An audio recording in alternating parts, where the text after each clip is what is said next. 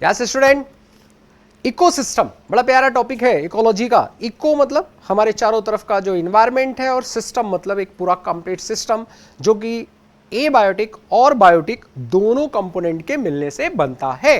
तो what is ecosystem, जब हम चर्चा करते हैं यहां, तो इकोसिस्टम की बेटा जब बात आती है व्हाट इज इकोसिस्टम, तो ध्यान दीजिए इकोसिस्टम की जब हम यहां पर चर्चा करेंगे,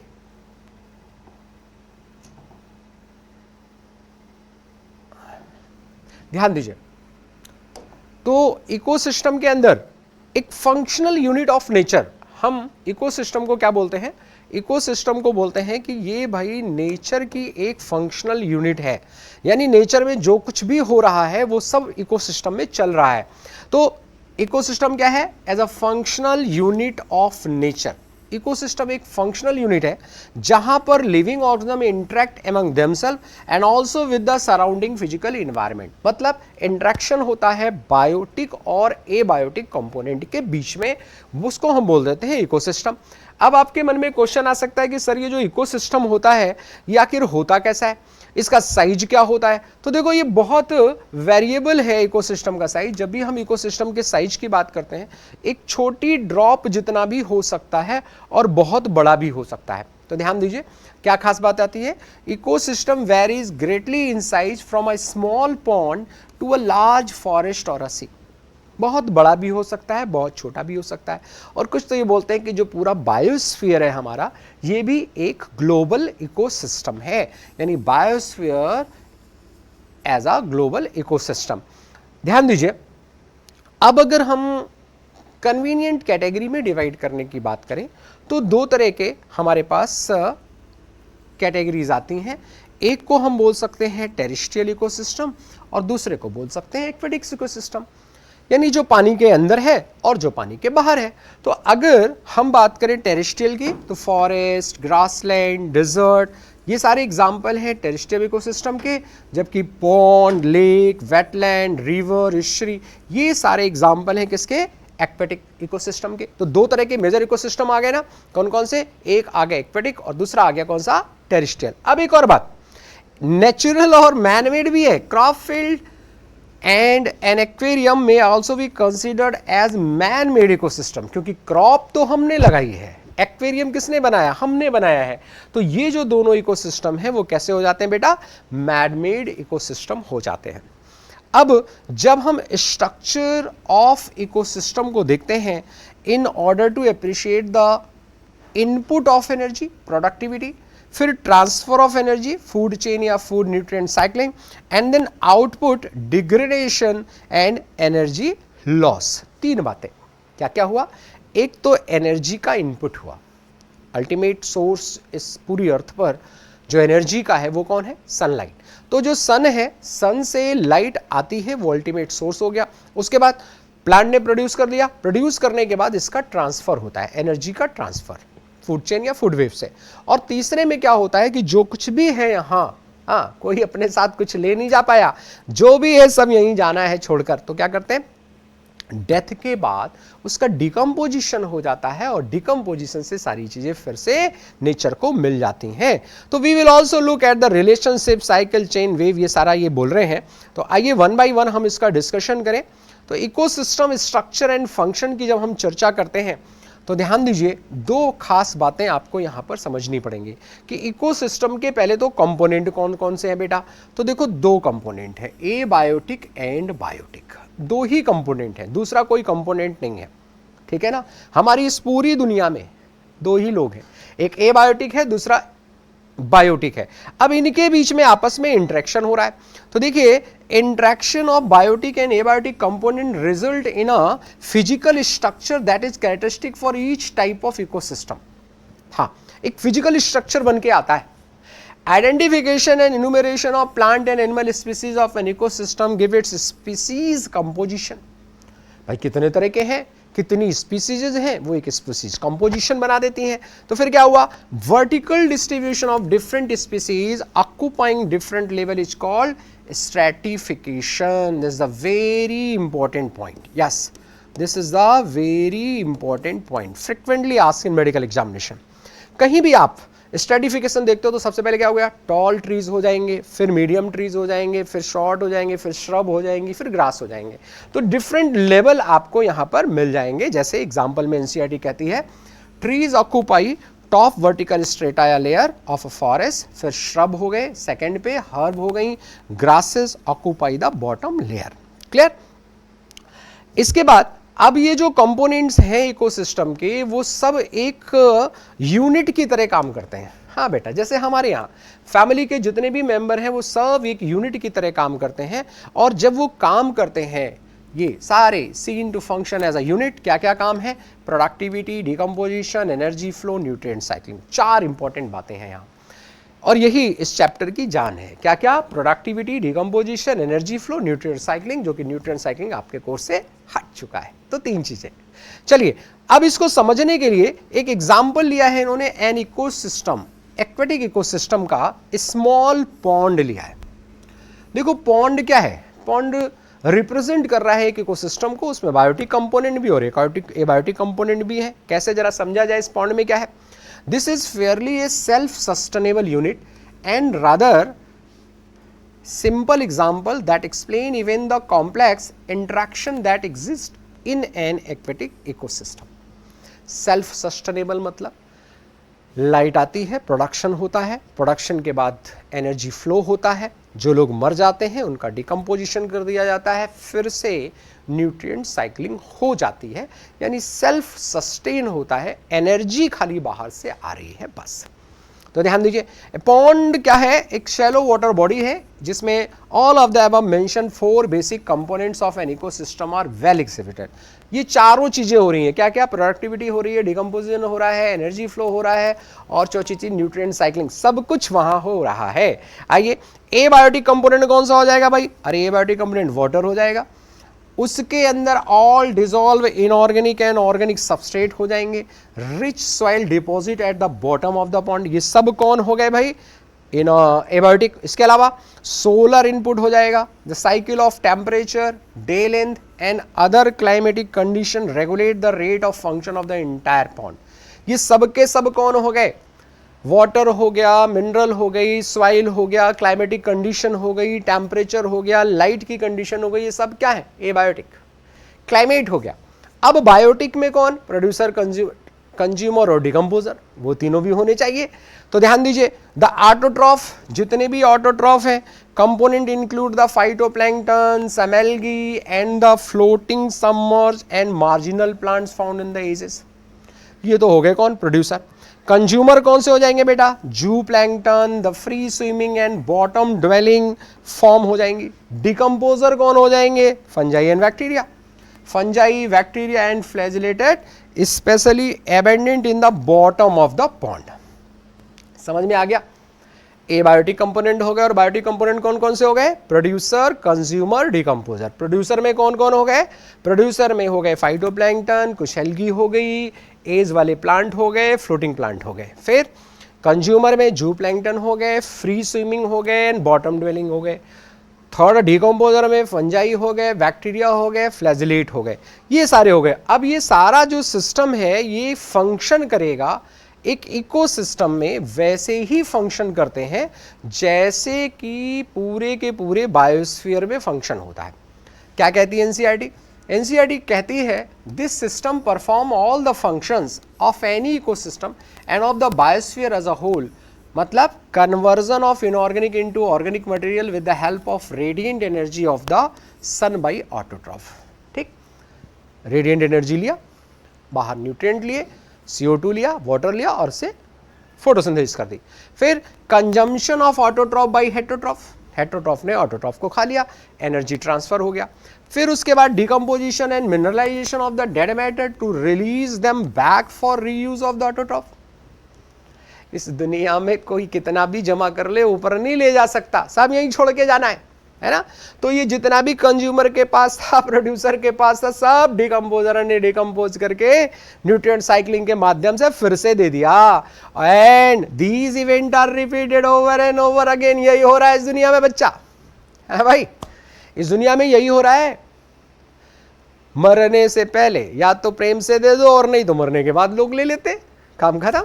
ठीक है, तो लगातार यही प्रोसेस चल रहा है and there is unidirectional movement of energy towards the higher trophic level and it dissipation and loss as heat to the environment. Unidirectional flow चल रहा है, प्रोड्यूसर से कंज्यूमर, कंज्यूमर से डिकम्पोजर, और कुछ जब ये डिस्ट्रीब्यूशन होता है तो कुछ एनर्जी लॉस हो जाती है और लॉस होकर सिस्टम में चली जाती है। आइए एक एक प्रोसेस का जिक्र करें तो सबसे पहली बात आती है प्रोडक्टिविटी। प्रोडक्टिविटी नाम से क्लियर है, प्रोडक्टिविटी मतलब प्रोडक्शन। तो जो प्लांट हैं, जो प्रोड्यूसर्स हैं, जनरली वहीं से रिलेटेड है। तो एक constant input of solar energy is the basic requirement for any ecosystem to function and sustain. भाई एनर्जी नहीं होगी तो फंक्शन कैसे करेगा, एनर्जी नहीं होगी तो सस्टेन कैसे करेगा, तो कांस्टेंट इनपुट चाहिए। प्राइमरी प्रोडक्शन क्या है, defined as the amount of biomass or organic matter produced per unit area over a time period or plants during photosynthesis। एक पर्टिकुलर टाइम में, पर्टिकुलर एरिया में प्लांट ने जितना फोटोसिंथेसिस किया है, जितना CO2 फिक्स किया है, वही उसकी प्लांट की प्रोडक्टिविटी है। It is express in term of weight, gram per metre square, और अगर वेट में नहीं करना चाहे तो एनर्जी में कर ले, kilo calorie per metre square. तो दो ही फॉर्मूले इसके, या तो ग्राम पर मीटर स्क्वायर में कर लो या kilo calorie per metre square में कर दो। The rate of biomass production is called productivity. What is productivity? It is a rate of biomass production. किसमें मेजर की जाएगी? Gram per metre square per year या kilo calorie per metre square per year, to compare the productivity of different ecosystem. बात समझ में आया ना? तो what is productivity? Rate of biomass production, इसे क्या कहते हैं? प्रोडक्टिविटी कहते हैं। किसमें मेजर किया जाएगा? या तो बायोमास की unit kilo gram per metre square, या फिर एनर्जी में kilo calorie per metre square में। क्लियर? अब ये जो प्रोडक्टिविटी है इसको हम बेटा दो पार्ट में डिवाइड कर सकते हैं। दो तरह की प्रोडक्टिविटी होती है। कौन कौन सी भाई? एक तो प्रोडक्टिविटी आती है जिसको हम कहते हैं ग्रॉस प्राइमरी प्रोडक्टिविटी। ध्यान दीजिएगा, it can be divided into gross primary productivity and net primary productivity। GPP और NPP, बड़ा प्यारा फॉर्मूला देखो, GPP minus R is equal to NPP। तो ग्रॉस प्राइमरी प्रोडक्टिविटी क्या है? Total production, total photosynthesis. Simply तो gross primary productivity is an ecosystem is the rate of production of organic matter during photosynthesis. Photosynthesis के समय जितना biomass produce किया गया है वो सब कहलाता है प्राइमरी प्रोडक्टिविटी का ग्रॉस प्राइमरी प्रोडक्टिविटी। लेकिन जब ऑर्गेनिज्म फोटोसिंथेसिस कर रहा है तो कुछ ना कुछ तो उसको रिलीज करना ही पड़ेगा ना भाई। रेस्पिरेशन करना पड़ेगा, मेटाबॉलिज्म करनी पड़ेगी, उसको भी एनर्जी की जरूरत होगी, तो वो लॉस हो जाता है। तो लॉस के बाद जो बचता है, एक considerable amount of GPP is utilised by plant in respiration and hence gross primary productivity minus losses को बोल देते हैं क्या? एनपीपी। तो भाई ये बताओ आखिर कंज्यूमर को मिलेगा क्या? कंज्यूमर को जीपीपी मिलेगा या एनपीपी मिलेगा? ऑब्वियसली एनपीपी मिलेगा। तो the net primary productivity is the available biomass for the consumption to heterotroph. जो भी प्रोड्यूसर को खाते हैं उनको वास्तव में क्या मिलने वाला है बेटा? Net primary productivity. चलो खा लिया उन्होंने, क्या वो भी प्रोडक्शन करेंगे? हाँ, हर कोई करता है। हम खाना खाते हैं ना, तो खाना खाने के बाद हम भी हमारे बॉडी मास को बढ़ाते हैं। तो क्या होगा? अब उसको बात करते हैं सेकेंडरी प्रोडक्टिविटी होती है कंज्यूमर लेवल पे। Is defined as the rate of formation of new organic matter by consumer. तो सीधी सी बात हो गई, प्रोड्यूसर से रिलेटेड जो प्रोडक्टिविटी है that is primary productivity, consumer से रिलेटेड जो प्रोडक्टिविटी है दैट इज सेकेंडरी प्रोडक्टिविटी। आइए, प्राइमरी प्रोडक्टिविटी किस पे डिपेंड करती है और सेकेंडरी प्रोडक्टिविटी किस पे डिपेंड करती है ये देखा जाए तो प्राइमरी प्रोडक्टिविटी तो डिपेंड करती है डिफरेंट एनवायरमेंटल कंडीशन पे। हाँ भाई, प्लांट कैसा है, कंडीशन कैसी है। देखिए, primary productivity depends on the plant species inhabiting a particular area. आखिर वो प्लांट है कैसा, कितनी फोटोसिंथेसिस करता है, कितनी लीफ है, कितनी लाइट एब्जॉर्ब कर सकता है उस पे। It also depends on a variety of environmental factor, availability of nutrient, photosynthetic capacity of plant. Therefore, it varies in different type of ecosystem. समझ में आया ना? डिफरेंट क्लाइमेटिक फैक्टर के ऊपर डिपेंड कर रहा है, इसलिए डिफरेंट इकोसिस्टम में अलग अलग होगा। अब एनसीईआरटी आपको एक बड़ी प्यारी बात कहती है। एनसीईआरटी कहती है भाई ये बताइए कि टोटल आखिर प्रोडक्टिविटी है कितनी? तो कहती है the annual net primary productivity of the whole biosphere is approximately 170 billion ton. Total productivity कितनी है बेटा? 170 बिलियन टन है। Very very important, dry weight of organic matter. और of this, despite occupying 70% of the surface, the productivities of ocean are only 55 billion ton. ध्यान दीजिए, 170 है, पूरी दुनिया के 70% पार्ट पर कौन है? ओशन है, लेकिन उसकी प्रोडक्टिविटी कितनी? Only 55 billion. एनसीईआरटी कहती है कि भाई बाकी सब लैंड की है। Discuss the main reason for the low productivity of ocean. आखिर ओशन की लो प्रोडक्टिविटी क्यों है? तो क्योंकि इसके अंदर जो न्यूट्रिएंट कंटेंट है वो लो है। न्यूट्रिएंट कंटेंट लो होने के कारण प्रोडक्टिविटी लो हो जाती है। आइए अगले प्रोसेस की तरफ बढ़ते हैं, दैट इज डिकम्पोजिशन, ब्रेकडाउन। तो भाई देखिए, जितना प्रोडक्शन जरूरी है उतना ही ब्रेकडाउन भी जरूरी है। क्यों जरूरी है ब्रेकडाउन? क्योंकि अगर ब्रेकडाउन नहीं होगा तो जो भी प्लांट में फिक्स है, जो भी कंज्यूमर में फिक्स है, वो बाहर कैसे आएगा? तो ध्यान दीजिए, बड़ी प्यारी बात आती है, अर्थवॉर्म है ना, फार्मर्स फ्रेंड बोला जाता है। क्या बोला जाता है इनको? Refer to as the farmer's friend. क्या करते हैं? Because they help in the breakdown of complex organic matter as well as loosening of the soil. इसी तरह जो डिकम्पोजर होते हैं वो क्या करते हैं? बड़ा इंपॉर्टेंट पॉइंट आ रहा है, break down complex organic matter into inorganic substances like carbon dioxide, water, nutrient, and the process is called decomposition. So very important point आया कि what is decomposition? Breakdown of complex organic material. ध्यान दीजिएगा, किसका breakdown हो रहा है? Complex organic material into simplest inorganic material. Simple inorganic material जैसे carbon dioxide, water, nutrient में इसको बोलेंगे डिकम्पोजिशन। तो क्या होगा भाई? डेड प्लांट रिमेन जितने भी हैं, leaves, bark, flower, dead remain of animal including faecal matter, सब क्या बनाते हैं? डेटेरिटस। So what is detritus? Detritus is the raw material. Detritus is the raw material for decomposition. यही है raw material, यही है। फिर the important step in the process of decomposition are fragmentation, leaching, catabolism, humidification and mineralization. 5 process. Decomposition में कितने process है बेटा? 5। कौन कौन से? प्रोसेस के नाम है fragmentation, leaching, catabolism, humification and mineralisation. अब ये कैसे कैसे होता है, आइए एक एक प्रोसेस पे नजर डालें। तो सबसे पहले कौन आएगा भाई? सबसे पहले आएगा डेट्रीवोर। क्यों? क्योंकि हमारे पास क्या है? डेटेरिटस है। तो डेट्रीवोर्स जो होते हैं, earthworm, break down detritus into smaller particles. This process is called fragmentation. पहला प्रोसेस खत्म हुआ। फ्रेगमेंटेशन मतलब डेटेरिटस को छोटे छोटे पार्ट में ब्रेक कर दिया। ठीक, अब दूसरे नंबर पे आएगा क्या? दूसरे नंबर पे आएगा the by the process of leaching water soluble inorganic nutrients go down in the soil horizon and get precipitated as unavailable salt. दूसरा, जो कुछ भी निकला सॉइल के नीचे चला गया, लीचिंग हो गई, परकोलेशन हो गया, तो ये दूसरा प्रोसेस हो गया। तीसरा प्रोसेस होता है catabolism. Bacterial and fungal enzyme degrade detritus into simple inorganic substances. This process is called catabolism. तो 3 प्रोसेस हो गए ना बेटा? कौन कौन से? फ्रेगमेंटेशन, दूसरा लीचिंग, तीसरा catabolism. Very important, it is important to note that all the above step in decomposition operate simultaneously on the data. Simultaneously होते हैं ये तीनों।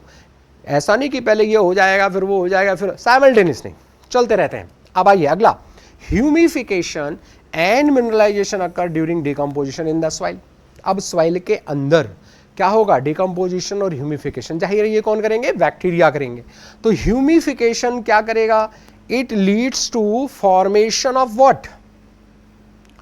इससे क्या बनेगा बच्चे? इससे ह्यूमस बनने वाला है। देखो, अगर ये डायग्राम की बात करें, ये इस तरह से हम लोग, ये इसकी डेथ हुई, पत्ती आई, ये ब्रेकडाउन हुआ, ये खा लिया इसने, और इसके बाद ये मशरूम ने इसको ले लिया और मशरूम ले लेने के बाद जो भी मटेरियल इसका बचा डिकम्पोजिशन के बाद प्लांट ने फिर से ले लिया, है ना। तो दिस इज द प्रोसेस। आइए अगली बात करें। तो अब क्या खाने खास होने वाला है कि इससे क्या होने वाला है, ह्यूमिफिकेशन से बनने वाला है क्या, ह्यूमिफिकेशन से जो चीज बनने वाली है वो है ह्यूमस। क्या बनने वाला है ह्यूमिफिकेशन से भाई, ह्यूमिफिकेशन से बनने वाला है ह्यूमस। क्या बनने वाला है, जल्दी से बताओ, ह्यूमिफिकेशन से क्या बनने वाला है, ह्यूमस। नाम से क्लियर है, to accumulate of a dark colour amorphous substance called humus that is highly resistant to microbial reaction and undergo decomposition at extremely slow rate। बहुत इंपॉर्टेंट है, ये जो ह्यूमस है डार्क कलर का होता है, कोलाइडल होता है, इसमें माइक्रोबियल एक्शन बहुत धीमा होता है, ये रिजर्वर की तरह काम करता है। Being colloidal in nature it serve as a reservoir of nutrients, लेकिन डिग्रेड तो इसका भी होना है ना। तो the humus is further degraded by some microbe and release of inorganic nutrients occur by the process of mineralization। तो humus पे जब बैक्टीरिया काम करेगा तो मिनरल रिलीज हो जाएंगे। तो 5 प्रोसेस हो गए ना डिकम्पोजिशन के, 5 प्रोसेस कौन कौन से, fragmentation, leaching, catabolism, humification and mineralisation. अब कुछ कंडीशन है, कंडीशन की क्या बात करें भाई, कंडीशन जरा समझिए। Decomposition is largely an oxygen requiring process. क्यों भाई, क्योंकि जितना ज्यादा ऑक्सीजन होगा उतना प्रॉपरली ब्रेकडाउन होगा। The rate of decomposition is controlled by chemical composition of detritus and climatic factor. 2 चीजें हैं जो इसको इफेक्ट करेंगी, वेरी इंपॉर्टेंट। कौन कौन सी 2 चीजें बेटा, एक तो है क्लाइमेटिक कंडीशन और दूसरा है कि डेटेरिटस का केमिकल कंपोजिशन क्या है। तो ध्यान दीजिए, in a particular climatic condition decomposition rate is slower if detritus is rich in lignin and chitin. अगर इसमें काइटिन और लिग्निन ज्यादा है तो, and quicker if detritus is rich in nitrogen and water soluble substances. अगर nitrogen ज्यादा है, अगर वाटर सॉल्युबल सब्सटेंसेस ज्यादा है तो फास्ट होगा। दूसरा, टेम्परेचर का क्या रोल है भाई, temperature and soil moisture are the most important climatic factor that regulate decomposition through their effect of activities of soil microbe. अगर टेम्परेचर बहुत ज्यादा होगा तो परेशानी, थोड़ा बहुत डार्क ज्यादा होगा तो फंजाई और बैक्टीरिया काम करेंगे। तो warm and moist environment favour decomposition, whereas low temperature and anaerobic condition result to build up in organic material. तो अगर एनारोबिक कंडीशन है तो समस्या होने वाली है।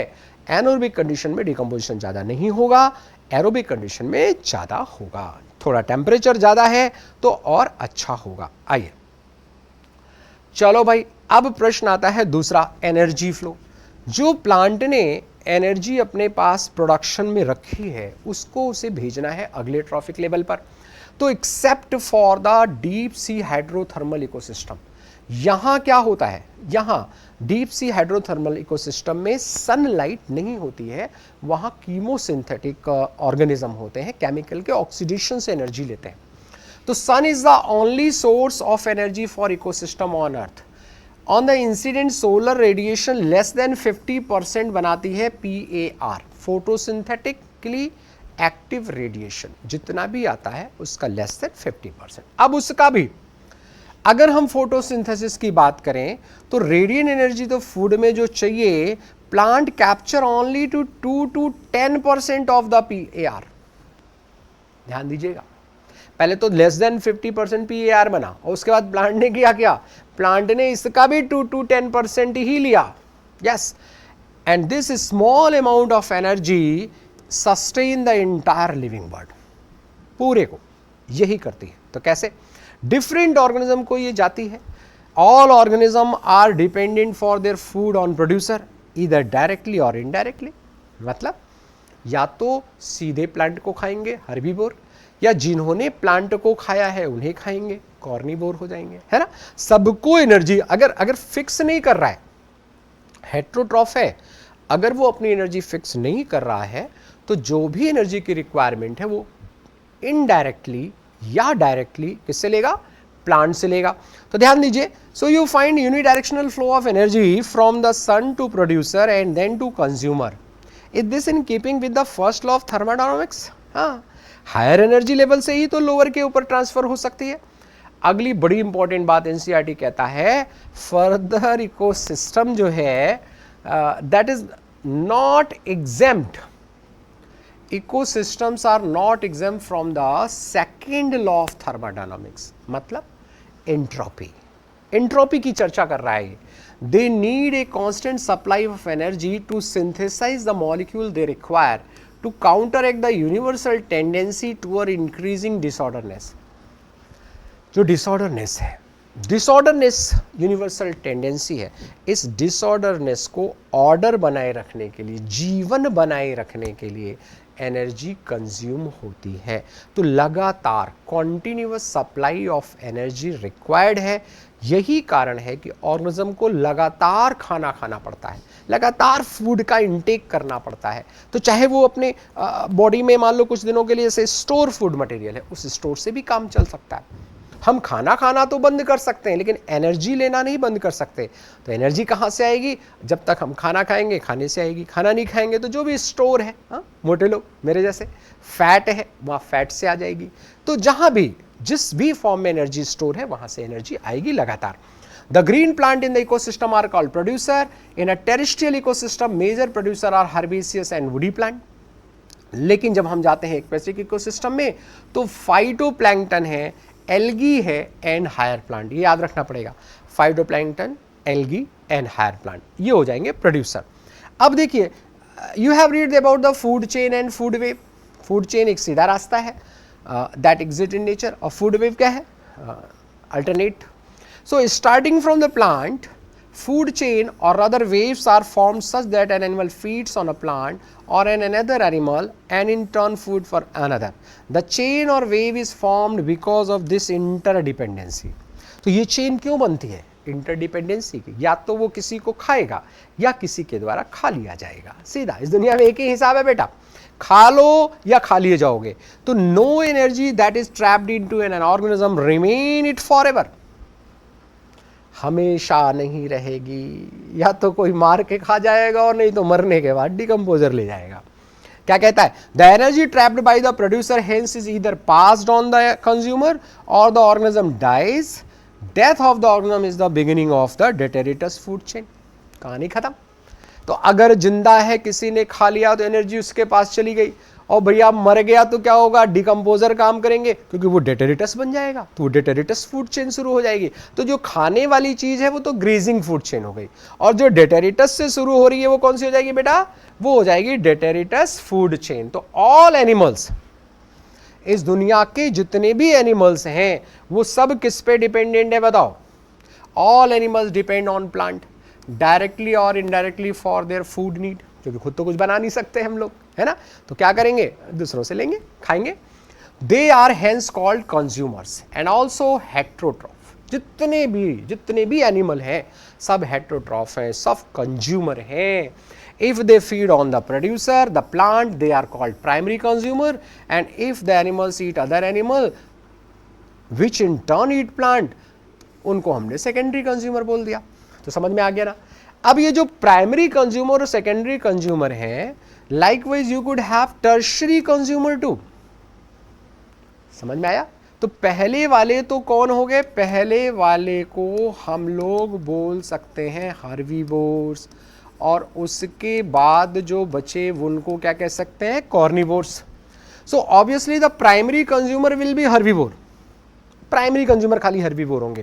क्यों? क्योंकि वो सीधे किसको खा रहे हैं? वो सीधे प्लांट को खा रहे हैं और किसी को नहीं खा रहे हैं। आगे बढ़े। Some common herbivores are insect, bird and mammal in terrestrial ecosystem and mollusc in aquatic ecosystem. Very important point याद रखना पड़ेगा आपको कि टेरेस्ट्रियल इकोसिस्टम के और एक्वेटिक इकोसिस्टम के हर्बीवोर कौन है? तो टेरेस्ट्रियल के कौन है? इंसेक्ट, बर्ड, मैमल, और एक्वेटिक के कौन है? मेनली मोलस्क है।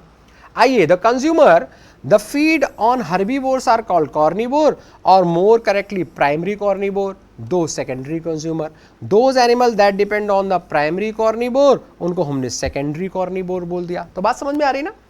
प्रोड्यूसर, फिर primary carnivore, secondary carnivore. Clear? Producer को किसने खाया? हर्बीवोर ने खाया। प्रोड्यूसर को जो खा रहा है कौन खा रहा है? हर्बीवोर खा रहा है। हर्बीवोर को कौन खा रहा है? Primary carnivore. प्राइमरी कॉर्निवोर को कौन खा रहा है? Secondary carnivore. उसको कौन खाए? उसको भी टॉप कॉर्निवोर खा सकता है।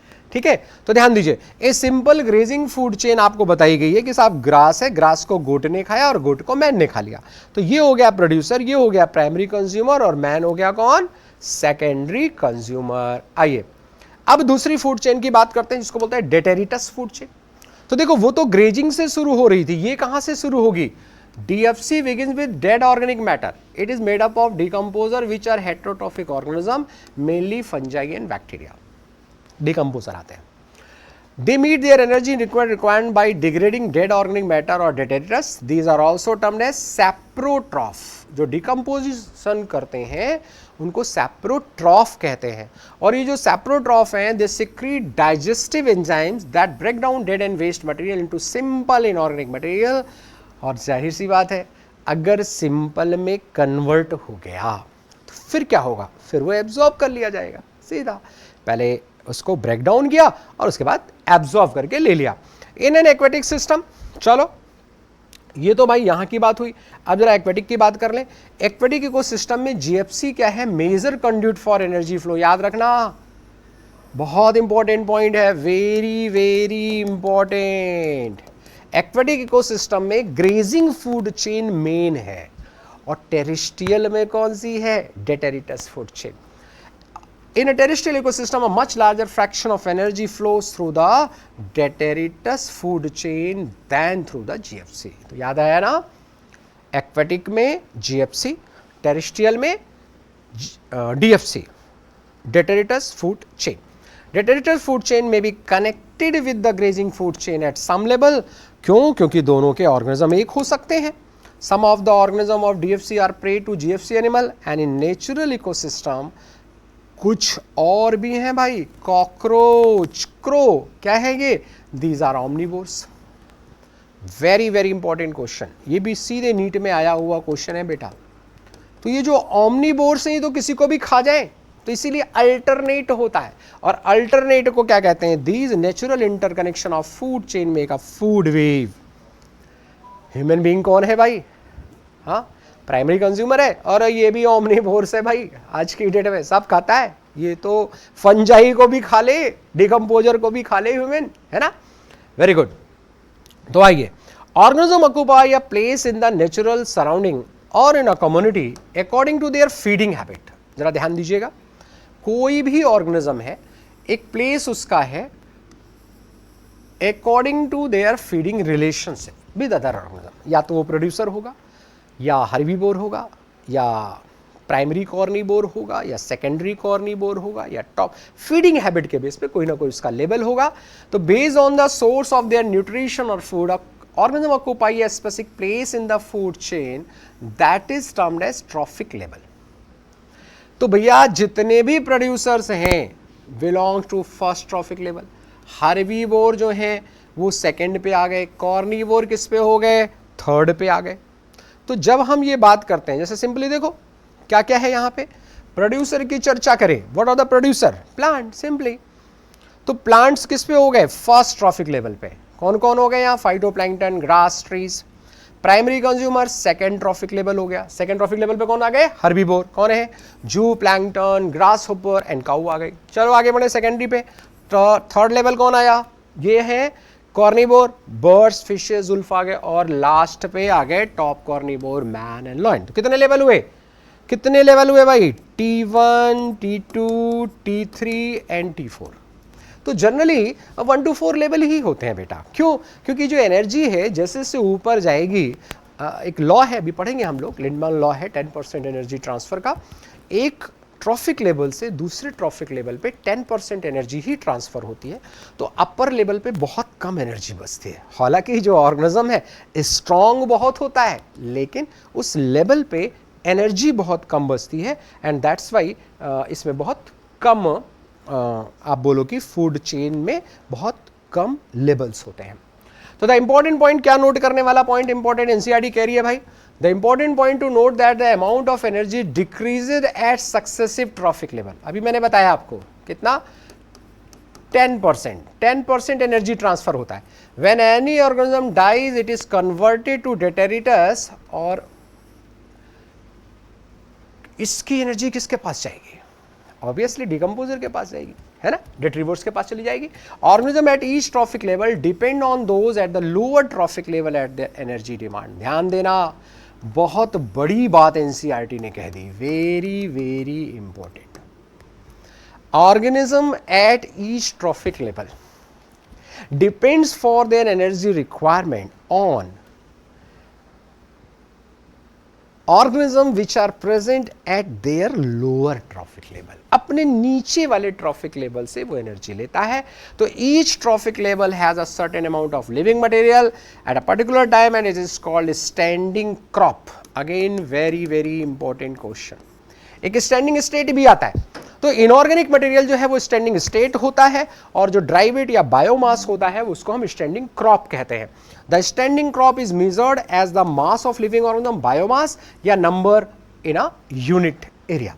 Next, the biomass of a species express in term of fresh weight और ड्राई वेट। और दोनों में अच्छा कौन सा बताओ, फ्रेश या ड्राई? ड्राई वेट ऑब्वियसली, क्योंकि फ्रेश वेट में वाटर कंटेंट होता है। चलिए, तो मेजर में आ गया, measurement of biomass in term of dry weight is more accurate. Why? क्यों भाई, क्यों? क्योंकि जो फ्रेश वेट है, fresh weight depends on, because आप लिख सकते हैं fresh weight depends on water quantity. कितना वाटर है उसके ऊपर डिपेंड करेगा फ्रेश वेट, इसलिए बहुत बढ़िया कौन सा है? Dry weight. The number of trophic levels in the grazing food chain is restricted to the transfer of energy flow 10% law. Only 10% of the energy is transfer to each level from the lower trophic level. Again very important, Lindeman law है, मैंने बताया था आपको। In nature, it is possible to have so many level, producer, herbivore, primary carnivore, secondary carnivore in the grazing food chain. ध्यान दीजिएगा, बहुत ज़्यादा level नहीं हो सकते, हमने पहले भी बताया था। क्यों? क्योंकि ट्रांसफर कितनी एनर्जी का हो रहा है?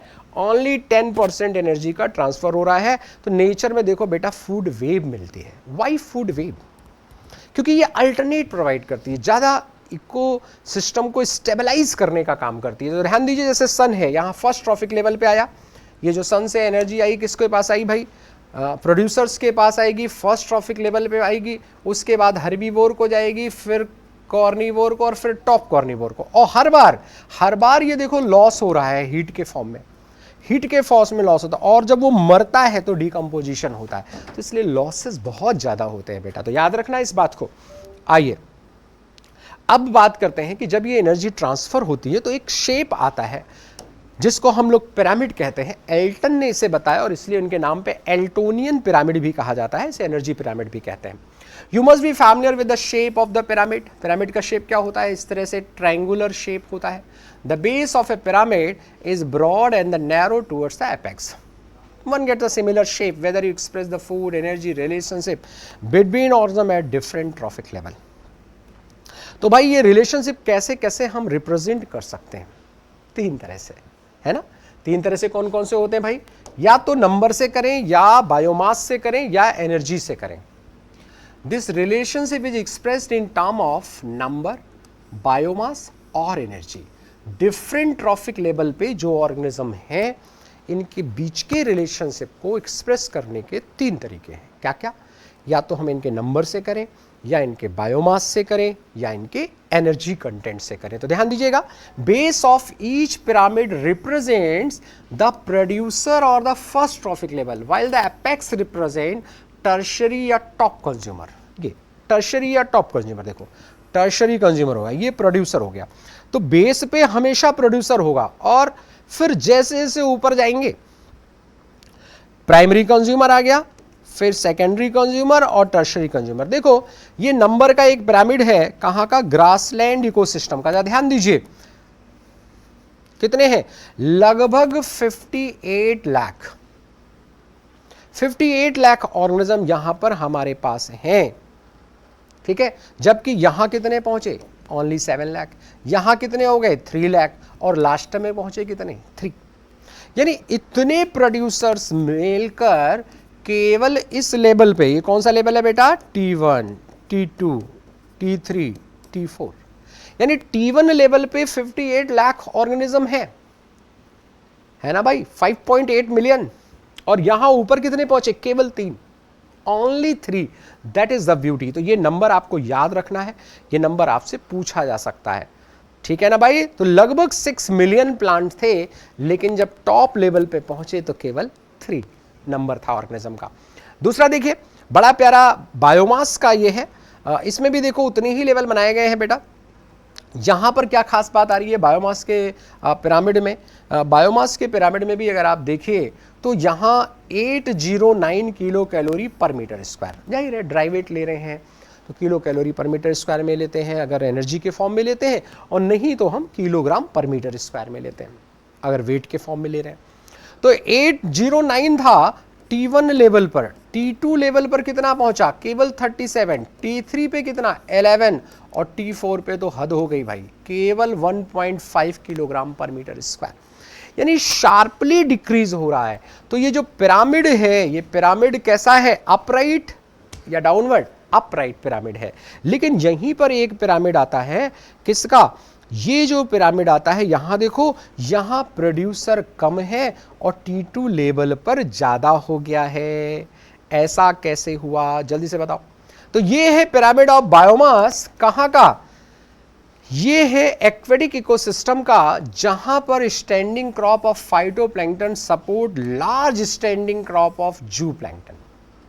ये 4 है T1 लेवल पे, लेकिन T2 लेवल पे 21 किलोग्राम पर मीटर स्क्वायर हो गया, ये इन्वर्टेड हो गया है। तो that pyramid is the inverted pyramid, ठीक है। एक नंबर का भी इन्वर्टेड पिरामिड आता है, हालांकि वो आपके कोर्स में नहीं है। अगर मैं बताऊं नंबर का इन्वर्टेड पिरामिड, तो एक बहुत बड़ा प्लांट है, और इस प्लांट के ऊपर फिर बहुत सारी बर्ड्स हैं, और उस बर्ड्स के ऊपर फिर बहुत सारे इंसेक्ट हैं, और उनके ऊपर बहुत सारे बैक्टीरिया और फंजाई हो सकते हैं।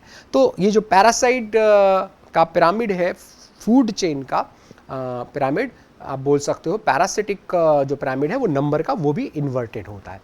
आइए अगला पिरामिड जो कभी भी इन्वर्टेड नहीं होता, जो हमेशा अपराइट होता है, वो कौन सा पिरामिड है बेटा, एनर्जी का। क्यों, क्योंकि एनर्जी सबसे ज्यादा किस में होगी, प्रोड्यूसर में। हाँ देखो, ये कितनी एनर्जी है बताओ,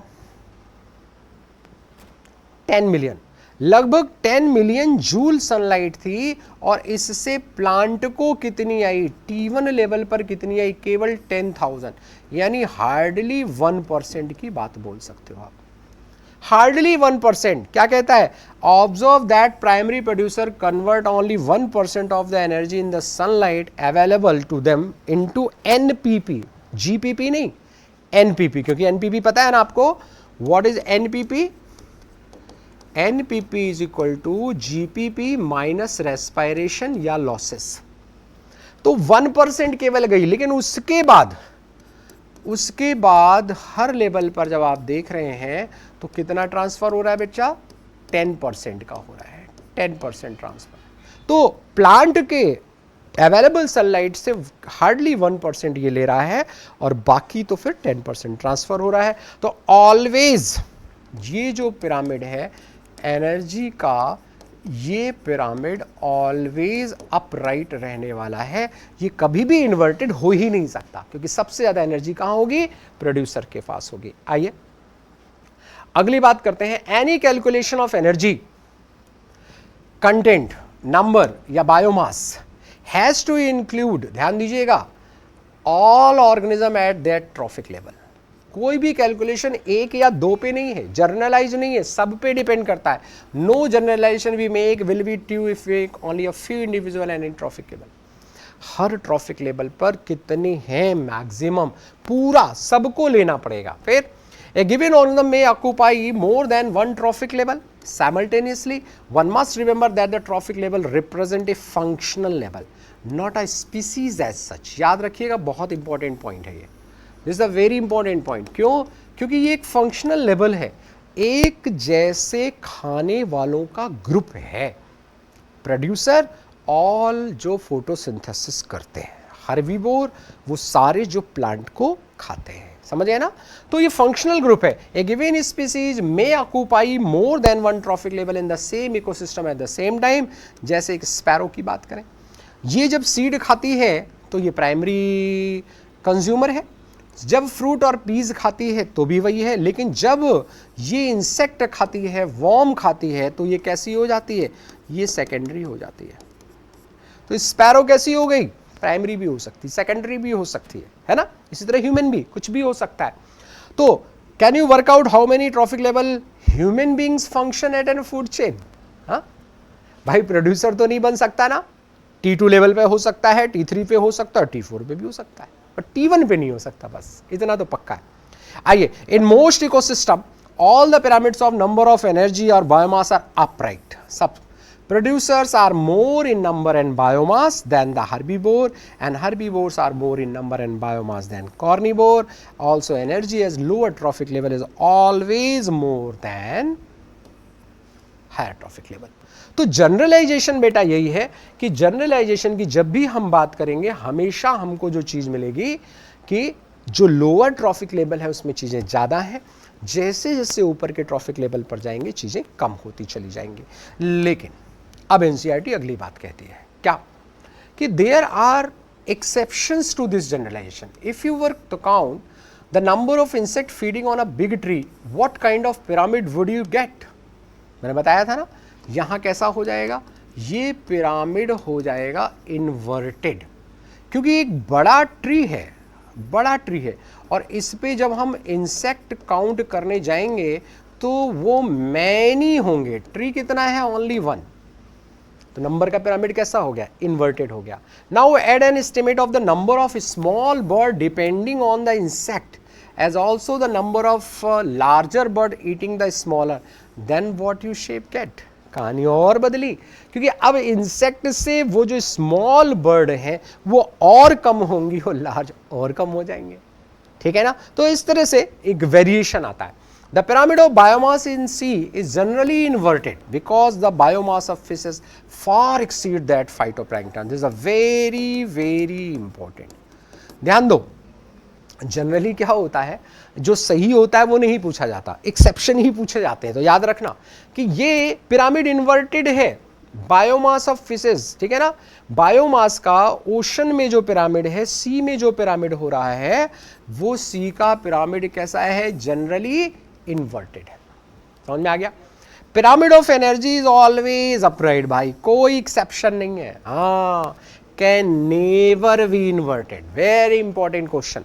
नंबर का पिरामिड, बायोमास का पिरामिड अपराइट भी हो सकता है, इन्वर्टेड भी हो सकता है, लेकिन ये पिरामिड ये कभी भी नहीं होगा, because when energy flows from a particular trophic level to the next trophic level, some energy is always lost as heat at each step. जब भी एक लोअर स्टेप से हायर स्टेप की तरफ एनर्जी जाएगी तो कुछ ना कुछ एनर्जी का लॉस होगा ही होगा, है ना। पढ़ा है ना थर्मोडायनामिक्स में, कोई भी एनर्जी सिस्टम ऐसा नहीं है जो 100% एफिशिएंट हो। जब भी ट्रांसफर ऑफ एनर्जी होगा तो एनर्जी हीट के फॉर्म में बाहर जाएगी ही जाएगी। Each bar in the energy pyramid indicates the amount of energy present at each trophic level in a given time और एनुअली पर यूनिट एरिया। तो समझ में आई ना बात।